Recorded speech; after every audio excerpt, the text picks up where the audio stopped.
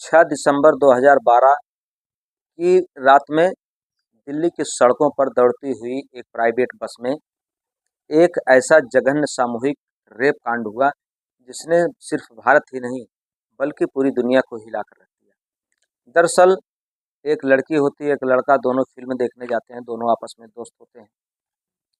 लड़की का नाम निर्भया कांड, जो कि आप जानते हैं निर्भया हत्याकांड पूरे भारत को हिला कर रख दिया था, पूरे विश्व को हिला कर रख दिया था।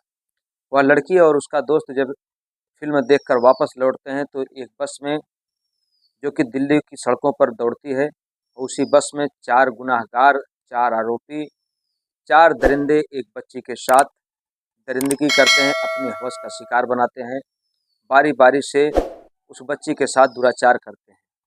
हद तो तब हो गई जब बच्ची का दुराचार करने के बाद जो टायर बदलने वाला राड होता है दोस्तों, उस बच्ची के गुप्तांग में, प्राइवेट पार्ट में उस चीज़ को डाल दिया जाता है, जिससे बच्ची की अंतिम सांसें चलने लगती है और लास्ट में वह बच्ची मर जाती है। उसके बाद दोस्तों 20 मार्च 2020 को जो चारों गुनाहगार होते हैं, लंबे अरसे के बाद उनका मुकदमा चलता है और 20 मार्च 2020 को सुबह 5:30 बजे उन चारों दरिंदों को फांसी की सज़ा होती है। जब फांसी की सज़ा होती है तब जाकर के कहीं उस बेटी को न्याय मिलता है, माता-पिता को न्याय मिलता है, लेकिन भारतीय संविधान में, भारत देश में न्याय मिलते-मिलते काफ़ी देर हो जाती है दोस्तों। ये सत्य है कि हमारे देश, जहाँ भारत में संविधान हमारा काफ़ी अच्छा, बहुत मजबूत माना जाता है, लेकिन दरिंदों के लिए ऐसा कानून बनना चाहिए जो 1 से डेढ़ मंथ या 3 महीने में से 4 महीने के अंतर्गत दोषियों को दोषी पाए जाने पर सज़ा दी जाए और उनको कड़ी से कड़ा दंड दिया जाए। दोस्तों, आज की जो सच्ची घटना मैं आपको लेकर आया हूँ, ऐसी ही सच्ची घटना है। दोस्तों नमस्कार, प्रणाम। मैं मोनू भारद्वाज हृदय तल की गहराइयों से आपका हार्दिक स्वागत वंदन करता हूँ। दोस्तों, कहानी में आगे बढ़ने से पहले आपसे एक रिक्वेस्ट कि आप हमारे चैनल को सब्सक्राइब करें, दोस्तों में शेयर करें। दोस्तों, ये घटना है बिहार की। बिहार का एक जगह पड़ता है मुजफ्फरपुर, और मुजफ्फरपुर ज़िले का एक थाना पड़ता है पारू, और पारू विधानसभा का एक क्षेत्र पड़ता है लालू छपरा गाँव। लालू छपरा गाँव का एक टोला पड़ता है नया टोला। दोस्तों, नया टोला में दलित समाज की एक बच्ची है जो कक्षा 9 की छात्रा है। बच्ची देखने में काफ़ी खूबसूरत है। नाम है उसका रूपा कुमारी। दोस्तों, रूपा कुमारी रोज़ की भांति स्कूल जाती है और शाम को वापस लौटती है।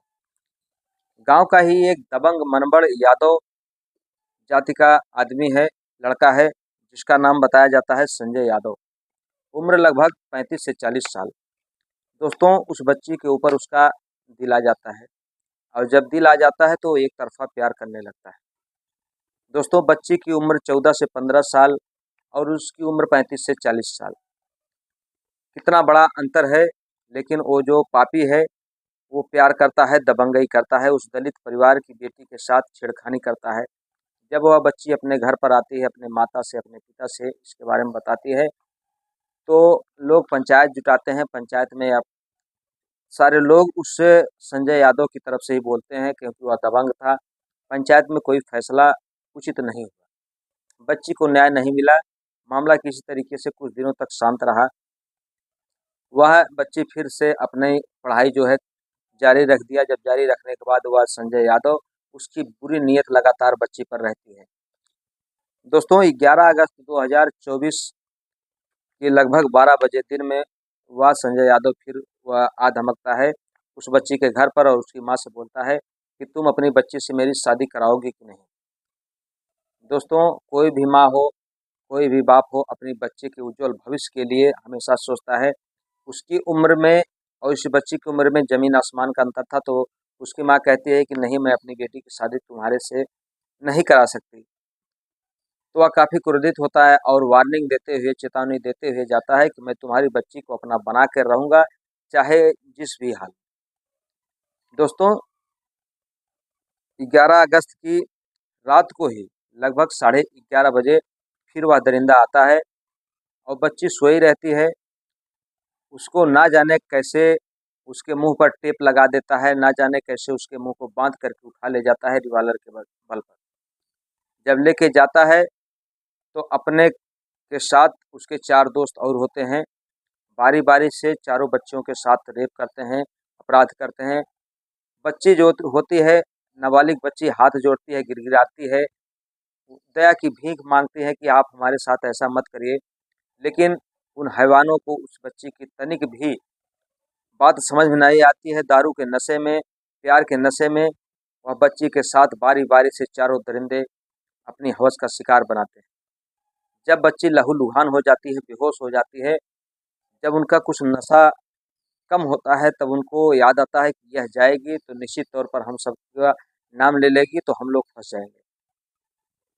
दोस्तों, उसके बाद उस बच्ची की हत्या की जाती है चाकू गोद गोद कर, और ताज्जुब होता है, आत्मा रोने लगती है। दोस्तों, बच्ची के प्राइवेट पार्ट में चाकू से 25 से 30 वार किया जाता है।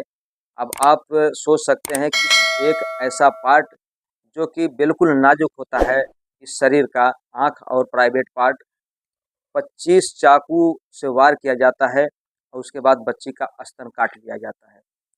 बच्ची का स्तन काटने के बाद वो चारों दरिंदे उस बच्ची की लाश को हाथ पांव बांध करके पास में एक तालाब होता है, उस तालाब में ले जाकर छोड़ देते हैं। इधर बच्ची के घर वाले जब बच्ची को सुबह होती है नित्य क्रिया करने के लिए, जब जाते हैं जगाने के लिए, तो देखते हैं कि बच्ची नहीं है, तो हाहाकार मच जाता है, शोर हो जाता है। जैसे ही शोर हो जाता है, तो जब उस संजय यादव के घर पर पब्लिक जुटती है, तो संजय यादव फरार हो जाता है। दोस्तों, जहां भारत सरकार बेटी बचाओ बेटी पढ़ाओ का झूठा तकमा लेकर, झूठा वादा लेकर, झूठी क्रेडिट लेकर अपने आप को स्थापित कर रही है, लेकिन इसका ज़मीन पर कहीं भी असर दिखाई नहीं दे रहा है। तमाम दरिंदे ऐसी घटना करने से बाज नहीं आ रहे हैं। दोस्तों, मुजफ्फरपुर की ही घटना है। आज से लगभग इस घटना के 11 अगस्त से पूर्व लगभग 20 दिन पहले वहाँ पर एक बच्चियों का मधुबनी में रेप कांड होता है। वहाँ पर एक बालिका आवास गृह चलाया जाता है जिसमें 45 बच्चियाँ होती हैं। 45 बच्चियाँ जो होती हैं, वो बच्ची गरीब समाज की होती हैं, दलित समाज की होती हैं। तभी वहाँ पर किसी एजेंसी को थोड़ा-सा शक हो जाता है। जब शक होता है, तब वह एजेंसी आके एकाएक जाँच करने लगती है। जैसे ही जाँच करती है दोस्तों, प्रेगनेंसी जाँच की जाती है, तो 45 में से 42 बच्चियाँ ऐसी होती हैं जो प्रेग्नेंट होती हैं। दोस्तों, ऐसी ही घटना एक मधुबनी में घटित होती है, जहाँ बीए की एक छात्रा होती है। बच्ची पढ़ने जाती है, लेकिन वहाँ पर भी उसका पकड़ के रेप किया जाता है। रेप करने के बाद उसका मर्डर कर दिया जाता है। वो भी दलित समाज की बेटी होती है। आखिर दलितों के ऊपर कब तक अत्याचार होता रहेगा? भारत सरकार से, नीतीश कुमार जी से और माननीय नरेंद्र मोदी जी से, गृह मंत्रालय से हम आपसे पूछना चाहते हैं कि कब तक बच्चियों के साथ ऐसा होता रहेगा? आखिर आप एक तरफ जहां झूठा वादा फैलाते हैं कि बेटी बचाओ बेटी पढ़ाओ, तो कैसे बेटियों को पढ़ाया जाए, कैसे बेटियों को बचाया जाए? दोस्तों, यह घटना निर्भया कांड, हत्याकांड से भी ज़्यादा कहीं भयानक है, क्योंकि वो दरिंदे 4 दरिंदे बच्ची के साथ दुष्कर्म करने के बाद उसकी निर्मम हत्या कर देते हैं। दोस्तों, इस कहानी को, इस घटना को सुनने के बाद जब लोगों तक ये घटना पहुंची, तो लोगों का दिल रोने लगा। दोस्तों, आपका भी दिल पसीज जाएगा, क्योंकि ऐसी घटना समाज में होनी नहीं चाहिए। ऐसी घटना कहीं भी नहीं होनी चाहिए। अगर ऐसी घटना घटती है तो हम सबको मिलकर आगे आना चाहिए, क्योंकि जो हत्यारे होते हैं, जो कमीने होते हैं, जो हवसी होते हैं, वो किसी की बहन बेटी को नहीं पहचानते। अगर आज उस बेटी के साथ हुआ, तो हो सकता है कल एक घटना हमारी बच्ची के साथ, हमारी बेटी के साथ भी हो सकती है।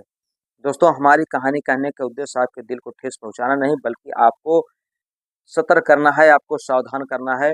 दोस्तों, आप अपना ख्याल रखें, सतर्क रहें, सावधान रहें, स्वस्थ रहें, मस्त रहें। मिलते हैं अगले वीडियो में, तब तक के लिए जय हिंद, जय भारत, हर हर महादेव।